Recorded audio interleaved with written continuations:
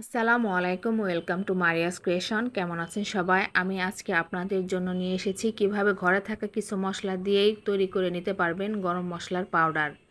যে মশলাটা দিয়ে আপনারা মাংস রান্না করলে মাংসের টেস্ট বেড়ে যাবে এবং খেতে অনেক বেশি সুস্বাদু হবে। আমি যেভাবে দেখিয়ে দিব এই উপকরণগুলো যদি দিয়ে বা আমার রেসিপি ফলো করে যদি আপনারা পাউডারটি তৈরি করেন, তাহলে আশা করছি আপনাদের পাউডারটি পারফেক্ট হবে এবং আপনারা এই ঘরে থাকা মশলা দিয়ে যদি মাংস রান্না করে খান, তাহলে এটার স্বাদ গন্ধ সব কিছুই ভালো লাগবে এবং বাহিরের পাউডার কেনার আপনার প্রয়োজনই পড়বে না। বাইরে থেকে কিনে আনলে ওগুলা গুণগত মান বেশি ভালো থাকে না। বাসায় তৈরি করার পাউডারটাই বেশি স্বাস্থ্যসম্মত এবং খেতেও বেশি ভালো লাগবে। তাহলে চলুন দেখে নেওয়া যাক আমি এখানে কি কি ব্যবহার করেছি। এটা হলো সস।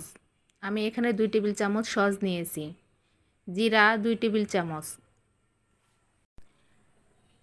এলাচ নিয়েছি 1.5 টেবিল চামচ। আর এখানে আপনারা আপনাদের আইডিয়া অনুযায়ী দারুচিনি নিয়ে নেবেন। দারুচিনিও আপনার 1.5 টেবিল চামচের মতো। আর লবঙ্গ নিয়েছি 1 চা চামচ। তেজপাতা আইডিয়া মতো নিয়েছি। আর গোলমরিচ নিয়েছি 1 চা চামচ। আর এটা হলো মৌরি নিয়েছি 2 টেবিল চামচ। আর এখানে আমি শুকনা মরিচ নিয়েছি 10-12টার মতো। সব উপকরণে আমি হালকা করে ভেজে নিয়েছি।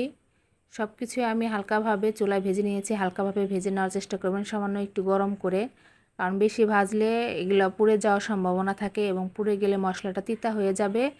এর ফলে যদি রান্নায় ব্যবহার করেন তাহলে তরকারিটার টেস্ট ভালো আসবে না, তিতা তিতা লাগতে পারে। তাই হালকাভাবে ভেজে নেবেন। এখন আমি একটি ব্লেন্ডার জারে সব উপকরণ ঢেলে নিব এবং ব্লেন্ড করে নেব। দেখুন আমার উপকরণগুলো কত সুন্দর হয়েছে। এইগুলো যদি আপনাদের ভালোভাবে মিহি না হয় তাহলে আপনারা ছাঁকনি দিয়ে ছেঁকে নিতে পারেন। আমারটা ভালো মিহি হয়েছে, ছাঁকার প্রয়োজন পড়েনি।